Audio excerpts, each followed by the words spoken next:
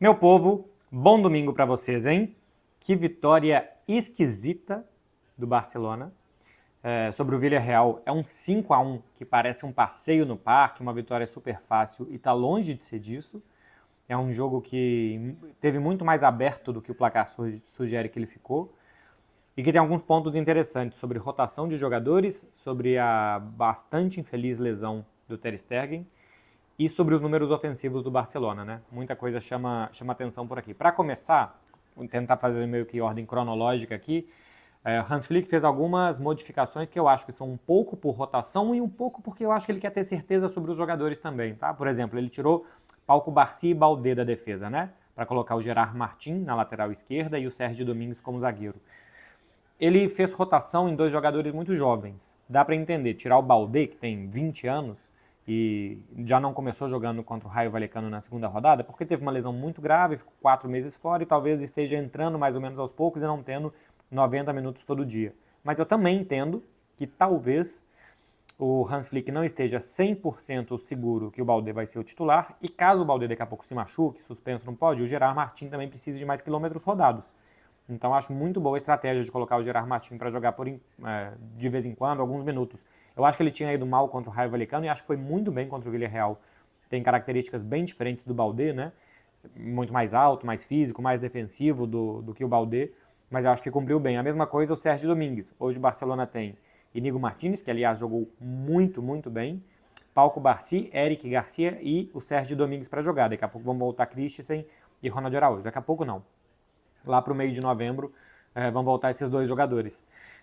E eu acho que também o Pau Cubarsí, 17 anos, é um jogador com corpo ainda em formação, que jogou as Olimpíadas, também teve poucas férias, e também por isso ir revezando com o Sérgio Domingos, que também é um bom zagueiro, de boa saída de bola, eu acho bem natural.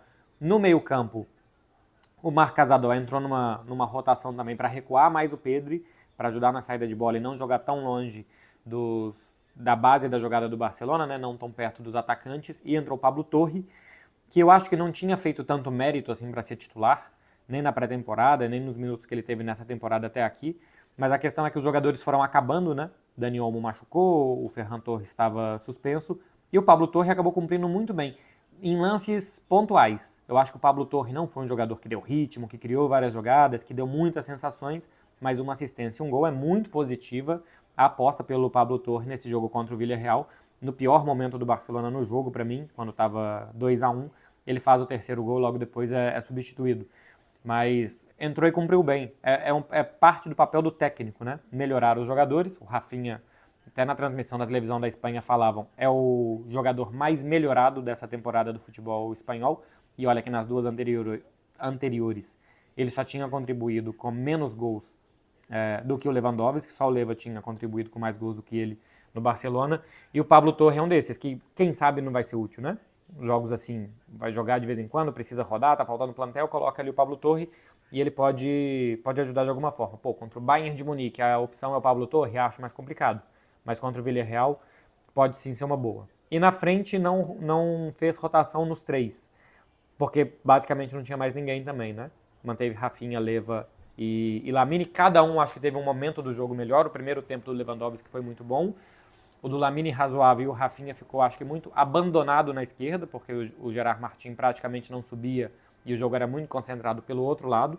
Quando o Rafinha vai jogar de 10 e entra o Paulo Victor, o Rafinha cresce muito no jogo, a capacidade dele de ler os espaços, e os espaços também se ofereciam, faz 2 golaços, ainda podia ter marcado mais um. E o segundo tempo do Lamine Yamal também é uma doideira, né? A assistência para o Rafinha é maravilhosa, sofre um pênalti, podia ter dado uma outra assistência para o Rafinha.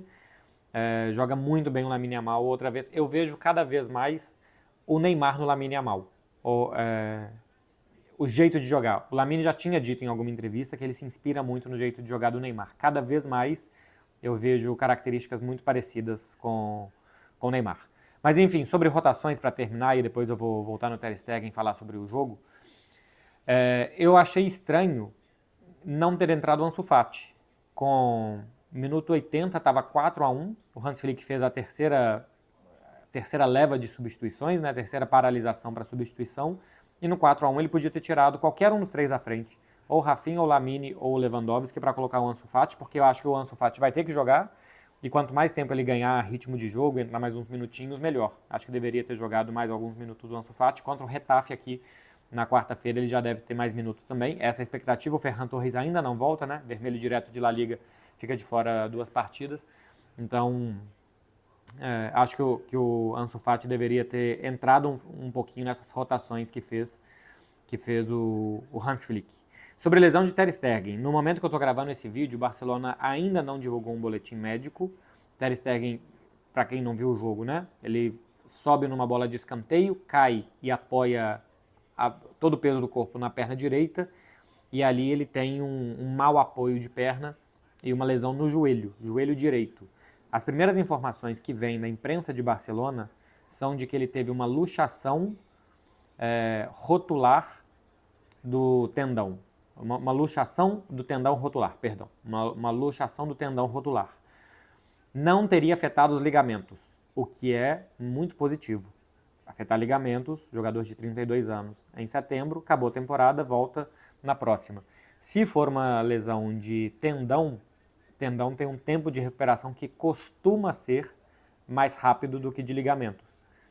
O próprio Ter Stegen, em 2021, machucou este mesmo joelho, também o tendão. Não sei se era menisco ou se era o tendão rotular, e nem sei, não sou médico, inclusive se é a mesma coisa, se são simplesmente nomes técnicos aqui diferentes. Mas em 2021, quando ele operou, ele ficou fora cerca de 3 meses. Mas depois ele ficou um tempo sem jogar tão bem, a temporada 2022, depois ele disse que ainda tinha dor no joelho, então talvez seja mais prudente parar por mais tempo. Vamos ver quanto tempo que o Ter Stegen vai precisar para se recuperar. Simplesmente o fato de não ser uma lesão de ligamento, pela forma com que foi, né? Ele saiu imobilizado, o estádio inteiro aplaudiu ele foi direto para um hospital, assim, dava pinta de que era uma coisa horrorosa. E se não tiver afetado os ligamentos, eu já acho que é lucro, pela gravidade que pareceu ali na hora. O Iñaki Peña, e muita gente falou comigo depois do muito mau jogo do Ter Stegen em Mônaco, que era hora do Iñaki Peña jogar. E na temporada passada, quando ele jogou, eu acho que ele não foi bem. Os números dele... Onde é que tá os números do Ter Stegen? Não coloquei nesse documento aqui. Bom, os números do Iñaki Peña. Temporada passada, jogou 18 vezes e tomou 32 gols. Uma média de quase 2 por partida. Só passou em branco 3 vezes. Algumas vezes ele não teve culpa, em outras sim. Em outras ele poderia ter feito mais. Um goleiro nível de Barcelona tem que pegar algumas bolas impossíveis. Ele pega boa parte das possíveis, mas de vez em quando parece que falta explosão, elasticidade, chegar mais longe nas bolas, ter um pouco mais de amplitude para chegar nas bolas, assim, me parece um goleiro um pouco curto, um pouco não explosivo, Iñaki Peña, que o Barcelona agora vai precisar dele por muitos meses, aparentemente, né? Vamos ver, hoje ele foi exigido no primeiro tempo um cruzamento, logo depois que ele entrou, ele tinha que ter saído, não saiu, falseou, teve 2 gols do Villarreal anulados no segundo tempo. Eu acho que pelo menos o primeiro ele tem responsabilidade, ou ele deveria ter tirado o ângulo, ou ele deveria ter feito um pouco mais, e depois é uma cabeçada de meio da entrada da área assim que acaba entrando, também acho que poderia ter feito alguma coisa mais, não chegam a ser falhas, mas poderia ter feito mais. Mas faz uma boa defesa também num chute da entrada da área, um chute meio que a queima-roupa no alto, e ele vai muito bem. Acho que o Barcelona vai sentir falta do Ter Stegen, tá? Eu acho que o Barça tem que pensar em outro goleiro, o Ter Stegen não tem que ser intocável no Barcelona. A falha contra o Mônaco e o mau jogo contra o Mônaco acho que mostra que tem que ter um goleiro de nível para disputar a posição com o Ter Stegen, mas eu acho que esse goleiro não é o Iñaki, perdão, não é o Iñaki Peña. Sobre o jogo, meu povo, por que foi o 5-1 é esquisito? XG do jogo, Barcelona 4.08, Villarreal 2.11, gols esperados, né? Se esperava que o Barcelona, pelas chances que criou, marcasse 4 gols e que o Villarreal marcasse 2.11. Chances claras, 8 do Barcelona, 4 do Villarreal. Finalizações, 17 do Barcelona, 13 do Villarreal. São números muito parecidos. Tem as muitas jogadas de impedimento milimétricos do Villarreal, inclusive 2 gols anulados, que é um time no limite, o Barcelona, deu muito espaço para correr atrás nas costas dos seus zagueiros. Eu acho que em muitos momentos do jogo não pressionou bem, então o Villarreal, que aliás é um time que também corre muito bem, tem muito mérito disso, conseguia sair da pressão do Barcelona, lançar bolas longas nas costas dos zagueiros do Barcelona e se aproveitar disso. Se você vai jogar contra um time que usa muito bem esse espaço, é prudente que você se defenda melhor, que você tente minimizar o que esse time tem a oferecer de bom, no caso do Villarreal, e acho que o Barcelona não fez isso boa parte do jogo. Mas o Barcelona tem muito poder de fogo nessa temporada, muito poder de fogo, chega muito bem. Foi 5-1 e o Lewandowski perdeu um pênalti, né? Podia ter sido mais ainda pro Barcelona. Chega muito bem dos dois lados do campo, em jogadas com o time adversário já posicionado atrás, ou em jogadas que o Barcelona tem para correr. O Barcelona já tem 22 gols marcados nesse campeonato espanhol em 6 rodadas, tem uma média de quase 4 gols por jogo. Tinha feito 7 no Valladolid, aí fez 4 no Girona e agora faz 5 no Villarreal. Nas últimas 3 rodadas o Barcelona fez o quê? 16 gols. Realmente tem muito poder de fogo, só acho que tem que minimizar o que o adversário tem para fazer. Eu acho que o jogo ficou mais vivo do que precisava depois do 2-0, por algo que vai ser recorrente. Acho que o Barcelona só faz 5 gols, permitindo que o adversário também tenha essas ocasiões. É meio que jogo de Bundesliga, né? A gente viu hoje no domingo, o Bayer Leverkusen saiu perdendo do Wolfsburg, aí fez 2-1, aí tomou 3-2 em casa, foi virar 4-3. O Hans Flick, que é um técnico de Bundesliga, um treinador alemão e formado na escola alemã, é um tipo de jogo mais ou menos habituado para o treinador, de muito laicar, de muito risco, e não é um risco sem prêmio, né? Por que você vai arriscar que seus zagueiros tomem bola nas costas, que sua defesa fique exposta? Porque você vai atacar com muita gente, você vai arriscar muitos passes, você vai tentar forçar muito o adversário, e a tendência, como o Barcelona tem um ataque muito bom, é que em boa parte dos jogos dê certo, especialmente contra adversários mais frágeis, contra adversários melhores, que vão se defender melhor, que tem mais capacidade defensiva que o Villarreal tem, pode dar mais errado, pode ficar pior para o Barcelona. Lembrando que o Villarreal tinha 3 vitórias e 2 empates, né, que a gente tem de campeonato espanhol, inclusive um desses empates com o Atlético de Madrid. É um time que começa bem a temporada. Individualmente, eu já falei aqui do Pablo Torre, que eu acho que cumpriu muito bem, um gol e uma assistência, embora não tenha dado tanto ritmo. O Pedri, mais uma vez, eu já não tinha gostado do Pedri em Mônaco, e hoje eu também acho que ficou abaixo, especialmente para impedir os ataques do Villarreal. A aproximação do Pedri, a recomposição dele não eram boas, mas o trio da frente foi muito bem. O Leva com 2 gols no primeiro tempo, já tem 6 gols no Campeonato Espanhol. O Rafinha com os 2 gols no segundo tempo tem algo interessante. Rafinha já tem 5 gols, 2 assistências, no que a gente tem de campeonato até aqui. Temporada passada inteira ele fez 10 gols, já tem 5 marcados. A gente ainda não está em outubro e ele já tem metade dos gols que ele fez em toda a temporada passada. O Rafinha completou 7 jogos com o Hans Flick. 7 jogos, 7 jogos completos. Rafinha não foi substituído pelo Hans Flick. Com o Xavi, o Rafinha completou 8 jogos dos 87 que ele participou. Olha a diferença de tratamento e de importância que o Hans Flick está dando para o Rafinha e que o Xavi dava. O Xavi usava o Rafinha até o Xavi considerar que a gasolina do Rafinha tinha acabado, que ele não conseguia mais ser o jogador elétrico, que faz ele um grande diferencial para o Rafinha mesmo, a intensidade de jogo dele. Então o Xavi preferia trocar no segundo tempo. E o Hans Flick não. O Hans Flick deixa o Rafinha, e ele tem mostrado no final dos jogos que o que sobra para ele de gasolina é mais do que os adversários têm. O Rafinha hoje foi bem melhor no segundo tempo e na segunda parte do segundo tempo do que no início do jogo. Ele ficou meio isolado ali na esquerda, não tinha com quem dialogar, com quem jogar, e a partir do momento que ele passa a jogar atrás do Lewandowski, ele melhora muito. E o Lamine Yamal, 4 gols, 5 assistências. O Lamine Yamal participou de 9 gols já essa temporada, só pelo Barcelona. Na temporada passada inteira ele participou de 14. Ele já participou de 9.